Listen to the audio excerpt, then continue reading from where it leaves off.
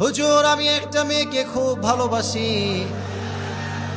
2 বছর থেকে ভালোবাসি, কিন্তু উভয় পক্ষে রাজি হয়েছে, কিন্তু আমার পরিবার এখন আমাকে বিয়ে দিতে চাচ্ছে না। আমি কি করব? এটা মনে হয় একজনের না, হাজার হাজার যুবকের মনের প্রশ্ন। যুবক মেয়েও রাজি, ছেলেও রাজি, মাঝখানে বাধা হচ্ছে মেয়ের বাবা আর ছেলের বাবা। ঝামেলা, দিবে না বিয়ে আমাকে ওই মেয়ের সাথে। সমস্যা কোথায়? তুই বিয়ে করে বউকে খাওয়াবি কি রে? তোর বউ থাকবে কোথায় রে? আরে বিয়ের জন্য তো লাখ লাখ টাকা লাগবে রে। তুমি তোমার আব্বাকে বলবা, আব্বা আমি তো সেই মেয়েকে পছন্দ করেছি যেই মেয়ে আমার সঙ্গে ডাল ভাত খেয়েও থাকতে পারবে। আব্বা জান, আমি সেই মেয়েকে পছন্দ করেছি যেই মেয়ে BMW-তে নয়, আমার সঙ্গে গ্রামে সাইকেলে ঘুরে বেড়াবে। আর যদি প্রশ্ন হয় খাওয়া নিয়ে, আব্বা তুমি যে আমার 1 প্লেট ভাত দাও না, ওই 1 প্লেটের অর্ধেক খাবো আমি, অর্ধেক খাবে আমার বউ, and that is the solution. ঠিক কিনা বলো? 2 নাম্বার কথা, যেই মেয়ের বাবা এবং মায়েরা আমাকে শুনছেন at this moment, this is my humble request, আপনার পায়ে হাত রেখে বলছি, যদি আপনার মেয়েকে কোনো যুবক বিয়ের জন্য প্রস্তাব রাখে আপনার মেয়ের ব্যাপারে, আপনি বাবা হিসেবে আগে দেখবেন যুবকটার টাকা আছে কিনা, তাও নয়, বরং দেখবেন যুবকটা 5 ওয়াক্ত নামাজি কিনা।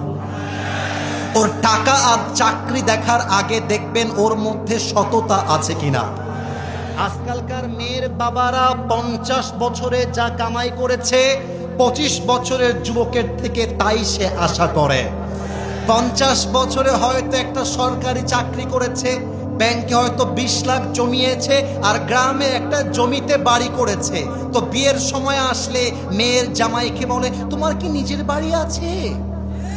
আমার মেয়ে কোথায় থাকবে? তোমার কি চাকরি আছে, ব্যবসা আছে, কত টাকা কামাই করো? মা, আমার তো মেজাজ খুব গরম হয়ে যায়, ওখানে তো বলতে পারবো না, এখানে বলে দিয়ে যায়। মেয়ের বাবার বোঝা উচিত আপনার চাইতে আপনার জামাই 1000 গুণ বেশি স্মার্ট। আপনি 50 বছরে যা কামাই করেছেন, আপনি জামাইকে 3 বছর সুযোগ দেন, আপনার জামাই আপনার চাইতে বেশি কামাই করে দেখায় দিবে। যুবক ভাইরা, অতএব মেয়ের বাবার উচিত আগে টাকাওয়ালা জামাই নয়, দিনদার জামাই খোঁজা। 2 নাম্বার, যে ছেলের বাবা অর্থাৎ আমার বাবা, তোমার বাবা, বাবাদের উচিত সন্তানকে বলা যে, বাবা তোর তো বিয়ে করতে মন চাচ্ছে, আমি তো বুঝতে পারছি, তুই বিয়ে করে ফেল। তোর যদি মোহর হিসেবে 2 লাখ লাগে, 1 লাখ আমি দিব। তোর যদি খাওয়ার জন্য মাসে 5000 লাগে, আমি তোকে হেল্প করব। তবুও বাপ, তুই হারাম প্রেম করতে পার্কে যাস না, যত প্রেম করতে মনে চায় বাসর ঘরে প্রেম কর। ঠিক কিনা বলে? মেয়ের বাবা যদি বলে আমার জামাই থেকে আমি কোনো টাকা চাই না, আর ছেলের বাবা যদি বলে আমার ছেলে বিয়ে করবে, আমি বাপের সাপোর্ট আছে, এদিকে মিয়া বিবি রাজি, তো ক্যা করেগা?